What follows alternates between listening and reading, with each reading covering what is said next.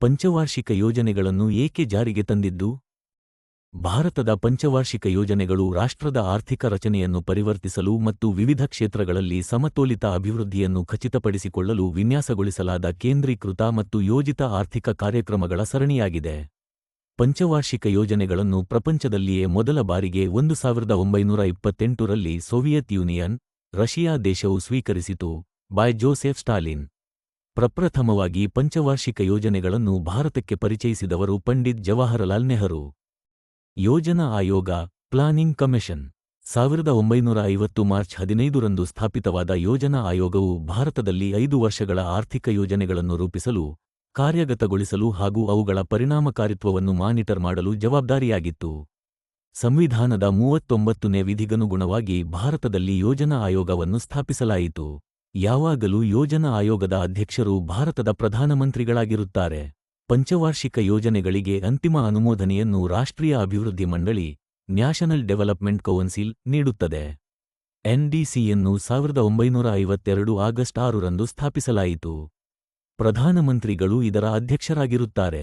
1951ರಿಂದ 2017ರವರೆಗೆ ಭಾರತವು 12 ಪಂಚವಾರ್ಷಿಕ ಯೋಜನೆಗಳನ್ನು ರಚಿಸಲಾಗಿದೆ. ಪ್ರಸ್ತುತ ಯೋಜನಾ ಆಯೋಗದ ಬದಲಿಗೆ ನೀತಿ ಆಯೋಗವನ್ನು ರಚಿಸಲಾಗಿದೆ. ಭಾರತದಲ್ಲಿನ ಪ್ರತಿಯೊಂದು ಪಂಚವಾರ್ಷಿಕ ಯೋಜನೆಯ ಅವಲೋಕನ. 1. ಮೊದಲ ಪಂಚವಾರ್ಷಿಕ ಯೋಜನೆ 1951ರಿಂದ 1956. ಏಪ್ರಿಲ್ 1, 1951ರಂದು ಪ್ರಥಮ ಪಂಚವಾರ್ಷಿಕ ಯೋಜನೆಯನ್ನು ಪ್ರಾರಂಭಿಸಲಾಯಿತು. 1952ರ ಡಿಸೆಂಬರ್ನಲ್ಲಿ ಕಾರ್ಯರೂಪಕ್ಕೆ ತರಲಾಯಿತು. ಮೊದಲ ಪಂಚವಾರ್ಷಿಕ ಯೋಜನೆಯು ಕೆಲವು ಮಾರ್ಪಾಡುಗಳೊಂದಿಗೆ ಹ್ಯಾರೋಲ್ಡ್ ಡೊಮರ್ ಮಾದರಿಯ ಕೀನೆಸ್ ಸಿದ್ಧಾಂತವನ್ನು ಆಧರಿಸಿದೆ. ಅಧ್ಯಕ್ಷರು ಜವಾಹರಲಾಲ್ ನೆಹರು. ಉಪಾಧ್ಯಕ್ಷರು ಗುಲ್ಜಾರಿಲಾಲ್ ನಂದಾ. ಕೇಂದ್ರೀಕೃತ ಕ್ಷೇತ್ರಗಳು ಕೃಷಿ ಮತ್ತು ನೀರಾವರಿ. ಈ ಯೋಜನೆಯ ಅವಧಿಯಲ್ಲಿ ಭಾಕ್ರಾನಂಗಲ್, ಸಟ್ಲೆಜ್ ನದಿಗೆ, ಹಿರಾಕುಡ್, ಮಹಾನದಿಗೆ, ಮೆಟ್ಟೂರು, ಕಾವೇರಿ ನದಿಗೆ ಮತ್ತು ದಾಮೋದರ್ ವ್ಯಾಲಿ, ದಾಮೋದರ್ ನದಿಗೆ ಅಣೆಕಟ್ಟುಗಳನ್ನು ಒಳಗೊಂಡಂತೆ ಅನೇಕ ನೀರಾವರಿ ಯೋಜನೆಗಳನ್ನು ಪ್ರಾರಂಭಿಸಲಾಯಿತು. ಈ ಯೋಜನೆಯ ಅವಧಿಯಲ್ಲಿ 5 ಭಾರತೀಯ ತಂತ್ರಜ್ಞಾನ ಸಂಸ್ಥೆಗಳು, ಐಐಟಿಗಳು ಪ್ರಾರಂಭವಾದವು. ಹಾಗೂ 1952ರಲ್ಲಿ ಕುಟುಂಬ ಕಲ್ಯಾಣ ಯೋಜನೆಯನ್ನು ಪ್ರಾರಂಭ ಮಾಡಲಾಯಿತು. 1953 ಡಿಸೆಂಬರ್ 8ರಂದು ಯೂನಿವರ್ಸಿಟಿ ಗ್ರ್ಯಾಂಟ್ಸ್ ಕಮಿಷನ್, ಯುಜಿಸಿ, ಸ್ಥಾಪನೆ. 1954ರಲ್ಲಿ steel authority of India, SAIL, ಸ್ಥಾಪನೆ ಮಾಡಲಾಯಿತು. ಯೋಜನೆಯ ಒಟ್ಟು ವೆಚ್ಚ 2069 ಕೋಟಿ ರೂಪಾಯಿ ಅಂದಾಜು. ಸಾಧನೆಗಳು. ಈ ಯೋಜನೆಯ ಅವಧಿಯಲ್ಲಿ ಗುರಿಯಿಟ್ಟ ಬೆಳವಣಿಗೆ 2.1%, ಸಾಧಿಸಿದ ಬೆಳವಣಿಗೆ 3.6%. 2. ಎರಡನೇ ಪಂಚವಾರ್ಷಿಕ ಯೋಜನೆ 1956ರಿಂದ 1961. ಯೋಜನೆಯು ಮಹಲನೋಬಿಸ್ ಮಾದರಿಯನ್ನು ಅನುಸರಿಸಿತು. ಅಧ್ಯಕ್ಷರು ಜವಾಹರಲಾಲ್ ನೆಹರು. ಉಪಾಧ್ಯಕ್ಷರು ಕೃಷ್ಣಮಾಚಾರಿ. ಗಮನ ಹರಿಸಿದ ಕ್ಷೇತ್ರಗಳು ಕೈಗಾರಿಕೀಕರಣ ಮತ್ತು ಸಾರ್ವಜನಿಕ ವಲಯದ ಅಭಿವೃದ್ಧಿ. 1955ರಲ್ಲಿ ರಶಿಯಾ ಸಹಯೋಗದೊಂದಿಗೆ ಬಿಲಾಯಿ ಎನ್ನುವ ಉಕ್ಕಿನ ಕಾರ್ಖಾನೆಯನ್ನು ಛತ್ತೀಸ್ಗಢದಲ್ಲಿ ಮತ್ತು ಜರ್ಮನಿ ಸಹಯೋಗದೊಂದಿಗೆ ರೋರ್ಕಿಲಾ ಎನ್ನುವ ಉಕ್ಕಿನ ಕಾರ್ಖಾನೆಯನ್ನು ಒಡಿಶಾದಲ್ಲಿ ಸ್ಥಾಪಿಸಲಾಯಿತು. 1959ರಲ್ಲಿ ಇಂಗ್ಲೆಂಡ್ ಸಹಯೋಗದೊಂದಿಗೆ ದುರ್ಗಾಪುರ, ಪಶ್ಚಿಮ ಬಂಗಾಳ,ದಲ್ಲಿ ಉಕ್ಕಿನ ಕಾರ್ಖಾನೆಯನ್ನು ಸ್ಥಾಪಿಸಲಾಯಿತು. 1956 ಅಕ್ಟೋಬರ್ 2ರಂದು ರಾಜಸ್ಥಾನದ ನಾಗೋರ್ನಲ್ಲಿ ದೇಶದ ಮೊದಲ ಪಂಚಾಯತ್ ರಾಜ್ ಅನ್ನು ಪ್ರಧಾನಿ ಜವಾಹರಲಾಲ್ ನೆಹರುರಿಂದ ಉದ್ಘಾಟಿಸಲಾಯಿತು. ಪಂಚಾಯತ್ ರಾಜ್ ಅನ್ನು ಅಳವಡಿಸಿದ 2ನೇ ರಾಜ್ಯ ಆಂಧ್ರಪ್ರದೇಶ. ಈ ಯೋಜನೆಯ ಒಟ್ಟು ವೆಚ್ಚ 4672 ಕೋಟಿ ರೂಪಾಯಿ ಅಂದಾಜು. ಸಾಧನೆಗಳು. ಈ ಯೋಜನೆಯ ಅವಧಿಯಲ್ಲಿ ಗುರಿಯಿಟ್ಟ ಬೆಳವಣಿಗೆ 4.5% ಜಿಡಿಪಿ. ಸಾಧಿಸಿದ ಬೆಳವಣಿಗೆ 4.27% ಜಿಡಿಪಿ. 3. ಮೂರನೇ ಪಂಚವಾರ್ಷಿಕ ಯೋಜನೆ 1961ರಿಂದ 1966. ಈ ಯೋಜನೆಯನ್ನು ಗಾಡ್ಗಿಲ್ ಯೋಜನೆ ಎಂದು ಕರೆಯುತ್ತಾರೆ. ಈ ಯೋಜನೆಯ ಅಧ್ಯಕ್ಷರು ಜವಾಹರಲಾಲ್ ನೆಹರು. ಉಪಾಧ್ಯಕ್ಷರು ಗುಲ್ಜಾರಿಲಾಲ್ ನಂದಾ. ಗಮನ ಹರಿಸಿದ ಕ್ಷೇತ್ರಗಳು ಕೃಷಿ, ನೀರಾವರಿ ಮತ್ತು ಮೂಲ ಕೈಗಾರಿಕೆಗಳು. ಈ ಯೋಜನೆಯ ಸಮಯದಲ್ಲಿ 1964ರಲ್ಲಿ ಬಾಕ್ಯರೋ ಕಬ್ಬಿಣ ಮತ್ತು ಉಕ್ಕಿನ ಕಾರ್ಖಾನೆಯನ್ನು ಜಾರ್ಖಂಡ್ನಲ್ಲಿ ಸ್ಥಾಪಿಸಲಾಯಿತು. ಈ ಯೋಜನೆಯನ್ನು ಗಾಡ್ಗಿಲ್ ರವರು ರೂಪಿಸಿದರು. ಇದೊಂದು ಸ್ವಾವಲಂಬನೆಯ ಸ್ವಯಂ ಉತ್ಪಾದಿತ ಆರ್ಥಿಕ ಬೆಳವಣಿಗೆಯನ್ನು ಹೊಂದಿತ್ತು. ಆದರೆ ಇಂಡೋ-ಚೀನಾ ಯುದ್ಧ 1962 ಮತ್ತು ಇಂಡೋ-ಪಾಕ್ ಯುದ್ಧ 1965 ಪ್ರಮುಖ ಹಿನ್ನಡೆಗಳಿಗೆ ಕಾರಣವಾಯಿತು. ಸಾಧನೆಗಳು: ಭಾರತದ ರಕ್ಷಣಾ ಮೂಲಸೌಕರ್ಯವನ್ನು ಬಲಪಡಿಸಲಾಯಿತು. ಕೃಷಿ ಸುಧಾರಣೆಗಳ ಪ್ರಯತ್ನಗಳು ಆಹಾರ ಉತ್ಪಾದನೆಯನ್ನು ಸುಧಾರಿಸಲು ಕಾರಣವಾಯಿತು. ಈ ಯೋಜನೆಯ ಅವಧಿಯಲ್ಲಿ ಗುರಿಯಿಟ್ಟ ಬೆಳವಣಿಗೆ 5.6% ಜಿಡಿಪಿ. ಸಾಧಿಸಿದ ಬೆಳವಣಿಗೆ 2.4% ಜಿಡಿಪಿ. 1966 ರಿಂದ 1969 ರವರೆಗೆ ವಾರ್ಷಿಕ ಯೋಜನೆಗಳು ಅಥವಾ ಯೋಜನಾ ರಜಾ ಅವಧಿ ಎನ್ನುತ್ತಾರೆ. ಈ ಅವಧಿಯಲ್ಲಿ ಕೃಷಿ ಮತ್ತು ಕೈಗಾರಿಕೆಗೆ ಸಮಾನವಾದ ಆದ್ಯತೆ ನೀಡಲಾಯಿತು. ರಫ್ತು ಹೆಚ್ಚಿಸಲು ರೂಪಾಯಿಗಳ ಅಪಮೌಲ್ಯೀಕರಣವನ್ನು ಈ ಅವಧಿಯಲ್ಲಿ ಮಾಡಲಾಯಿತು. ದೇಶದಲ್ಲಿ ಬರ ಪರಿಸ್ಥಿತಿಯನ್ನು ನಿಯಂತ್ರಿಸಲು ಎಂ.ಎಸ್. ಸ್ವಾಮಿನಾಥನ್ ಅವರು ಹಸಿರು ಕ್ರಾಂತಿಯನ್ನು ಯಶಸ್ವಿಗೊಳಿಸಿದರು. ಎಂ.ಎಸ್. ಸ್ವಾಮಿನಾಥನ್ ಅವರನ್ನು ಹಸಿರು ಕ್ರಾಂತಿಯ ಪಿತಾಮಹ ಎಂದು ಕರೆಯುತ್ತಾರೆ. ಪಂಜಾಬ್ ಮತ್ತು ಹರಿಯಾಣದಲ್ಲಿ ಹಸಿರು ಕ್ರಾಂತಿ ಮಾಡಲಾಯಿತು. 4ನೇ ಪಂಚವಾರ್ಷಿಕ ಯೋಜನೆ 1969 ರಿಂದ 1974. ಅಧ್ಯಕ್ಷರು ಇಂದಿರಾ ಗಾಂಧಿ, ಭಾರತದ ಉಕ್ಕಿನ ಮಹಿಳೆ. ಉಪಾಧ್ಯಕ್ಷರು ಗಾಡ್ಗಿಲ್. ಗಮನ ಹರಿಸಿದ ಕ್ಷೇತ್ರಗಳು: ಸ್ಥಿರತೆಯೊಂದಿಗೆ ಬೆಳವಣಿಗೆ ಮತ್ತು ಸ್ವಾವಲಂಬನೆ. ಈ ಯೋಜನೆಯ ಸಮಯದಲ್ಲಿ ಜುಲೈ 19, 1969 ರಲ್ಲಿ ಇಂದಿರಾ ಗಾಂಧಿ ಅವರು 14 ಬ್ಯಾಂಕ್ಗಳನ್ನು ರಾಷ್ಟ್ರೀಕರಣ ಮಾಡುತ್ತಾರೆ. 4ನೇ ಪಂಚವಾರ್ಷಿಕ ಯೋಜನೆಯನ್ನು ಮಿಶ್ರ ಯೋಜನೆ ಅಥವಾ ಗಾಡ್ಗಿಲ್ ಮಹಾಲನೋಬಿಸ್ ಯೋಜನೆ ಎಂದು ಕೂಡ ಕರೆಯುತ್ತಾರೆ. ಈ ಯೋಜನೆಯ ಸಮಯದಲ್ಲಿ ಎದುರಿಸಿದ ಸಮಸ್ಯೆಗಳು: ತೈಲ ಬಿಕ್ಕಟ್ಟು. 1970 ರ ದಶಕದ ಆರಂಭದಲ್ಲಿ ಜಾಗತಿಕ ತೈಲ ಬಿಕ್ಕಟ್ಟು ಭಾರತದ ಇಂಧನ ಪೂರೈಕೆಯ ಮೇಲೆ ಪರಿಣಾಮ ಬೀರಿತು. ಆರ್ಥಿಕ ಅಸ್ಥಿರತೆ. ರಾಜಕೀಯ ಅಸ್ಥಿರತೆಯು ದೇಶದ ಆರ್ಥಿಕ ಪ್ರಗತಿಯ ಮೇಲೂ ಪರಿಣಾಮ ಬೀರಿತು. ಸಾಧನೆಗಳು: ಈ ಯೋಜನೆಯ ಅವಧಿಯಲ್ಲಿ ಗುರಿಯಿಟ್ಟ ಬೆಳವಣಿಗೆ 5.6% ಜಿಡಿಪಿ. ಸಾಧಿಸಿದ ಬೆಳವಣಿಗೆ 3.3% ಜಿಡಿಪಿ. 5ನೇ ಪಂಚವಾರ್ಷಿಕ ಯೋಜನೆ 1974 ರಿಂದ 1979. ಈ ಯೋಜನೆಯ ಅಧ್ಯಕ್ಷರು ಇಂದಿರಾ ಗಾಂಧಿ. ಉಪಾಧ್ಯಕ್ಷರು ಪಿ.ಎನ್. ಹಕ್ಸರ್. 5ನೇ ಪಂಚವಾರ್ಷಿಕ ಯೋಜನೆಯನ್ನು ರೂಪಿಸಿದವರು ಡಿ.ಪಿ. ದಾರ್. ಈ ಯೋಜನೆಯಲ್ಲಿ ಗಮನ ಹರಿಸಿದ ಕ್ಷೇತ್ರಗಳು: ಬಡತನ ನಿರ್ಮೂಲನೆ, ನಿರುದ್ಯೋಗ ನಿರ್ಮೂಲನೆ ಮತ್ತು ಗ್ರಾಮೀಣಾಭಿವೃದ್ಧಿ. ಈ ಯೋಜನೆಯ 1974 ರಿಂದ 75 ರ ಸಮಯದಲ್ಲಿ ಸಣ್ಣ ರೈತರ ಅಭಿವೃದ್ಧಿ ಸಂಸ್ಥೆ ಸ್ಥಾಪಿಸಲಾಯಿತು. ಗರೀಬಿ ಹಠಾವೋ ಮತ್ತು 20 ಅಂಶಗಳ ಕಾರ್ಯಕ್ರಮವನ್ನು 1975 ರಲ್ಲಿ ಇಂದಿರಾ ಗಾಂಧಿ ಅವರು ರೂಪಿಸುತ್ತಾರೆ. ಅಕ್ಟೋಬರ್ 2, 1975 ರಲ್ಲಿ ಉತ್ತರ ಪ್ರದೇಶದ ಮುರಾದಾಬಾದ್ನಲ್ಲಿ ಮೊದಲ ಪ್ರಾದೇಶಿಕ ಗ್ರಾಮೀಣ ಬ್ಯಾಂಕ್ ಅನ್ನು ಸ್ಥಾಪನೆ ಮಾಡಲಾಯಿತು. 1976 ರಲ್ಲಿ ಸಮಾನ ಕೆಲಸಕ್ಕೆ ಸಮಾನ ವೇತನ ನಿಯಮವನ್ನು ಜಾರಿಗೆ ತರಲಾಗುತ್ತದೆ.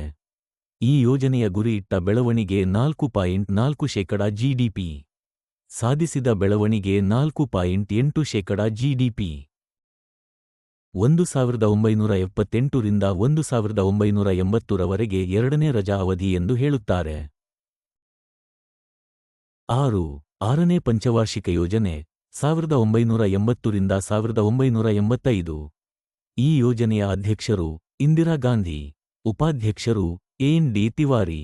ಈ ಸಮಯದಲ್ಲಿ ಗಮನ ಹರಿಸಿದ ಕ್ಷೇತ್ರಗಳು: ಉದ್ಯಮದ ಆಧುನೀಕರಣ, ಉದ್ಯೋಗಾವಕಾಶ, ತಂತ್ರಜ್ಞಾನ ಸ್ವಾವಲಂಬನೆ. ಈ ಯೋಜನೆಯಲ್ಲಿ 1980 ಏಪ್ರಿಲ್ 15 ರಂದು ಎರಡನೇ ಹಂತದಲ್ಲಿ 6 ಬ್ಯಾಂಕ್ಗಳನ್ನು ರಾಷ್ಟ್ರೀಕರಣ ಮಾಡಲಾಯಿತು. 1982 ಜನವರಿ 1 ರಂದು Exim bank, import export bank ಸ್ಥಾಪಿಸಲಾಯಿತು. ಶಿವರಾಮನ್ ಸಮಿತಿಯ ಶಿಫಾರಸ್ಸಿನ ಮೇರೆಗೆ 1982 ಜುಲೈ 12 ರಂದು NABARD national bank for agriculture and rural development ಅನ್ನು ಸ್ಥಾಪಿಸಲಾಯಿತು. 1983 ರಲ್ಲಿ ಭಾರತದ ಕೃಷಿ ಕಾರ್ಮಿಕರಿಗೆ ಉದ್ಯೋಗ ಖಾತರಿ ಯೋಜನೆ ಜಾರಿ ಮಾಡಲಾಯಿತು. ಇದರ ಅಡಿಯಲ್ಲಿ 100 ದಿನಗಳ ಉದ್ಯೋಗ ಖಾತರಿಯನ್ನು ನೀಡಲಾಯಿತು. ಈ ಯೋಜನೆಯ ಗುರಿಯಿಟ್ಟ ಬೆಳವಣಿಗೆ 5.2% ಜಿಡಿಪಿ. ಸಾಧಿಸಿದ ಬೆಳವಣಿಗೆ 5.7% ಜಿಡಿಪಿ. 7ನೇ ಪಂಚವಾರ್ಷಿಕ ಯೋಜನೆ 1985 ರಿಂದ 1990. ಈ ಯೋಜನೆಯ ಅಧ್ಯಕ್ಷರು ರಾಜೀವ್ ಗಾಂಧಿ. ಉಪಾಧ್ಯಕ್ಷರು ಮನಮೋಹನ್ ಸಿಂಗ್. ಗಮನ ಹರಿಸಿದ ಕ್ಷೇತ್ರಗಳು: ತಾಂತ್ರಿಕ ಅಭಿವೃದ್ಧಿ, ಮೂಲಸೌಕರ್ಯ ಅಭಿವೃದ್ಧಿ ಮತ್ತು ಸಾಮಾಜಿಕ ನ್ಯಾಯ. ಇಂದಿರಾ ಆವಾಸ್ ಯೋಜನೆಯನ್ನು ಐಎವೈ 1985 ರಲ್ಲಿ ಬಡತನ ರೇಖೆಗಿಂತ ಕೆಳಗಿನವರಿಗೆ ವಸತಿ ಸೌಲಭ್ಯ ನೀಡಲು ಜಾರಿಗೆ ತರಲಾಯಿತು. ಇದನ್ನು ಜನಪ್ರಿಯ ವಸತಿ ಯೋಜನೆ ಎಂದು ಕರೆಯುತ್ತಾರೆ. ಜವಾಹರ್ ರೋಜಗಾರ್ ಯೋಜನೆಯನ್ನು 1989 ರಲ್ಲಿ ಗ್ರಾಮೀಣ ಜನರಿಗೆ ಉದ್ಯೋಗಾವಕಾಶ ಕಲ್ಪಿಸುವ ಗುರಿಯೊಂದಿಗೆ ಜಾರಿಗೆ ತರಲಾಯಿತು. ಈ ಯೋಜನೆಯ ಗುರಿಯಿಟ್ಟ ಬೆಳವಣಿಗೆ 5% ಜಿಡಿಪಿ. ಸಾಧಿಸಿದ ಬೆಳವಣಿಗೆ 6% ಜಿಡಿಪಿ.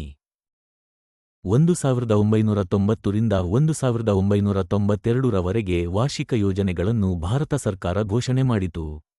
ಈ ಅವಧಿಯನ್ನು ಮೂರನೇ ರಜಾ ಅವಧಿ ಎಂದು ಕರೆಯುತ್ತಾರೆ. 8ನೇ ಪಂಚವಾರ್ಷಿಕ ಯೋಜನೆ 1992 ರಿಂದ 1997. ಈ ಸಮಯದ ಯೋಜನೆಯ ಅಧ್ಯಕ್ಷರು ಪಿ.ವಿ. ನರಸಿಂಹರಾವ್. ಉಪಾಧ್ಯಕ್ಷರು ಪ್ರಣವ್ ಮುಖರ್ಜಿ. ಈ ಯೋಜನೆಯನ್ನು ರಾವ್ ಮತ್ತು ಮನಮೋಹನ್ ಯೋಜನೆ ಎಂದು ಕೂಡ ಕರೆಯುತ್ತಾರೆ. ಗಮನ ಹರಿಸಿದ ಕ್ಷೇತ್ರಗಳು: ಉದ್ಯೋಗ ನಿರ್ಮಾಣದೊಂದಿಗೆ ಮಾನವ ಸಂಪನ್ಮೂಲ ಅಭಿವೃದ್ಧಿ. 1991 ರಲ್ಲಿ ಎಲ್ಪಿಜಿ ಲಿಬರಲೈಸೇಸಿಯೋನ್, ಪ್ರೈವಟೈಸೇಷನ್, ಗ್ಲೋಬಲೈಸೇಷನ್ ಎಂಬ ಪರಿಕಲ್ಪನೆಯನ್ನು ನರಸಿಂಹರಾವ್ ಅವರು ಜಾರಿಗೆ ತರುತ್ತಾರೆ. 1993 ರಲ್ಲಿ ಉದ್ಯೋಗ ಭರವಸೆ ಯೋಜನೆ ಜಾರಿಗೊಳಿಸಲಾಗುತ್ತದೆ. 1988 ರಲ್ಲಿ ಸ್ಥಾಪನೆಯಾದ SEBI security exchange board of ಇಂಡಿಯಾವನ್ನು 1992 ರಲ್ಲಿ ಶಾಸನಬದ್ಧ ಸ್ಥಾನಮಾನ ನೀಡಲಾಯಿತು. 1995 ರಲ್ಲಿ ಭಾರತಕ್ಕೆ WTO ವರ್ಲ್ಡ್ ಟ್ರೇಡ್ ಆರ್ಗನೈಸೇಷನ್ ಸದಸ್ಯತ್ವವನ್ನು ಪಡೆದುಕೊಂಡಿತು. ಈ ಯೋಜನೆಯ ಸಮಯದಲ್ಲಿ ಭಾರತದ ಮಾರುಕಟ್ಟೆ ಸುಧಾರಣೆ ಹಾಗೂ ಕೈಗಾರಿಕೆಗಳ ಆಧುನೀಕರಣ ಮಾಡಲಾಯಿತು.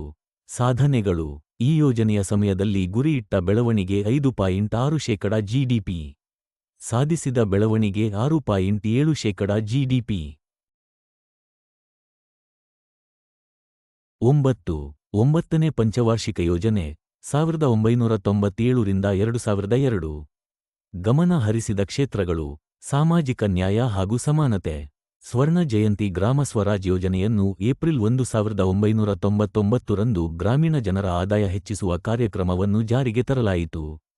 ಪಿಎಂಜಿಎಸ್ವೈ ಪ್ರಧಾನ್ ಮಂತ್ರಿ ಗ್ರಾಮ ಸಡಕ್ ಯೋಜನೆಯನ್ನು 25 ಡಿಸೆಂಬರ್ 2000 ರಂದು ಗ್ರಾಮೀಣ ಭಾಗದಲ್ಲಿ ರಸ್ತೆ ನಿರ್ಮಾಣ ಕಾರ್ಯಕ್ರಮವನ್ನು ಜಾರಿಗೆ ತರಲಾಯಿತು. ಅಂತ್ಯೋದಯ ಅನ್ನ ಯೋಜನೆ ಡಿಸೆಂಬರ್ 25, 2000ರಲ್ಲಿ ಬಡವರಿಗೆ ಸಬ್ಸಿಡಿ ದರದಲ್ಲಿ ಆಹಾರ ಉತ್ಪನ್ನಗಳನ್ನು ವಿತರಣಾ ಕಾರ್ಯಕ್ರಮ ಜಾರಿಗೆ ತರಲಾಯಿತು. ಸಾಧನೆಗಳು: ಈ ಯೋಜನೆಯ ಸಮಯದಲ್ಲಿ ಗುರಿಯಿಟ್ಟ ಬೆಳವಣಿಗೆ 6.5% ಜಿಡಿಪಿ. ಸಾಧಿಸಿದ ಬೆಳವಣಿಗೆ 5.4% ಜಿಡಿಪಿ. 10ನೇ ಪಂಚವಾರ್ಷಿಕ ಯೋಜನೆ 2002 ರಿಂದ 2007. ಈ ಸಮಯದ ಯೋಜನೆಯ ಅಧ್ಯಕ್ಷರು ಅಟಲ್ ಬಿಹಾರಿ ವಾಜಪೇಯಿ. ಉಪಾಧ್ಯಕ್ಷರು ಕೆ.ಸಿ. ಪಂತ್. ಗಮನ ಹರಿಸಿದ ಕ್ಷೇತ್ರಗಳು: ಭಾರತದ ತಲಾ ಆದಾಯದ ದ್ವಿಗುಣಗೊಳಿಸುವಿಕೆ ಮತ್ತು ಬಡತನ ಪ್ರಮಾಣವನ್ನು 15% ಕಡಿಮೆಗೊಳಿಸುವುದು. 2005 ರಲ್ಲಿ ಭಾರತ್ ನಿರ್ಮಾಣ ಯೋಜನೆ ಜಾರಿಗೆ ತರಲಾಯಿತು. 2005 ರಲ್ಲಿ PURA providing urban amenities to the rural area ಎಂಬ ಯೋಜನೆಯನ್ನು ಜಾರಿಗೆ ತರಲಾಯಿತು. ಇದು ಅಬ್ದುಲ್ ಕಲಾಂ ಅವರ ಕನಸಿನ ಕೂಸು ಯೋಜನೆಯಾಗಿತ್ತು. ಎಂಜಿಎನ್ಆರ್ಎಜಿಎ ಮಹಾತ್ಮ ಗಾಂಧಿ ಗ್ರಾಮೀಣ ಉದ್ಯೋಗ ಖಾತರಿ ಯೋಜನೆಯನ್ನು 2005 ರಲ್ಲಿ ಜಾರಿಗೆ ತರಲಾಯಿತು. ಸಾಧನೆಗಳು: ಈ ಯೋಜನೆಯ ಗುರಿಯಿಟ್ಟ ಬೆಳವಣಿಗೆ 8% ಜಿಡಿಪಿ. ಸಾಧಿಸಿದ ಬೆಳವಣಿಗೆ 7.2% ಜಿಡಿಪಿ. 11ನೇ ಪಂಚವಾರ್ಷಿಕ ಯೋಜನೆ 2007 ರಿಂದ 2012. ಈ ಸಮಯದ ಯೋಜನೆಯ ಅಧ್ಯಕ್ಷರು ಮನಮೋಹನ್ ಸಿಂಗ್. ಉಪಾಧ್ಯಕ್ಷರು ಮೊಂಟಿಕ್ ಸಿಂಗ್ ಅಹ್ಲುವಾಲಿಯಾ. ಈ ಯೋಜನೆಯನ್ನು ಸೂತ್ರೀಕರಿಸಿದವರು ಡಾಕ್ಟರ್ ಸಿ. ರಂಗರಾಜನ್. ಗಮನ ಹರಿಸಿದ ಕ್ಷೇತ್ರಗಳು: ಕ್ಷಿಪ್ರ ಮತ್ತು ಎಲ್ಲರನ್ನೂ ಒಳಗೊಂಡ ಆರ್ಥಿಕ ಬೆಳವಣಿಗೆ. 11ನೇ ಪಂಚವಾರ್ಷಿಕ ಯೋಜನೆಯು ಬಡತನ ನಿರ್ಮೂಲನೆ ಮತ್ತು ಗ್ರಾಮೀಣ ಉದ್ಯೋಗ ಯೋಜನೆಗಳಲ್ಲಿ ಸುಧಾರಣೆ ತರುವಲ್ಲಿ ಮಹತ್ವದ ಪಾತ್ರ ವಹಿಸಿತ್ತು. ಈ ಯೋಜನೆಯ ಗುರಿಯಿಟ್ಟ ಬೆಳವಣಿಗೆ 8.1% ಜಿಡಿಪಿ. ಸಾಧಿಸಿದ ಬೆಳವಣಿಗೆ 7.9% ಜಿಡಿಪಿ.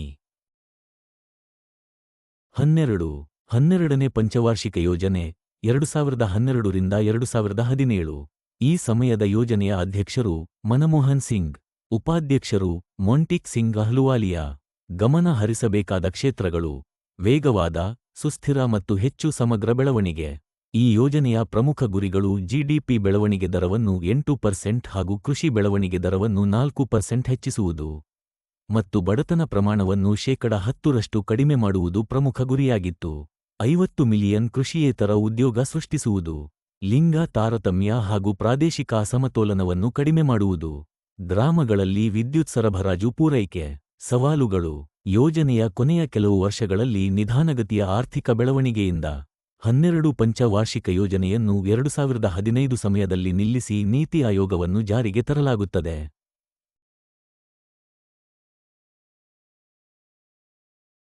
ನೀತಿ Aayog, national institution for transforming India, ಜನವರಿ 1, 2015 ರಂದು ಸ್ಥಾಪನೆ ಮಾಡಲಾಯಿತು. ಇದರ ಕೇಂದ್ರ ಕಚೇರಿ ನವದೆಹಲಿ.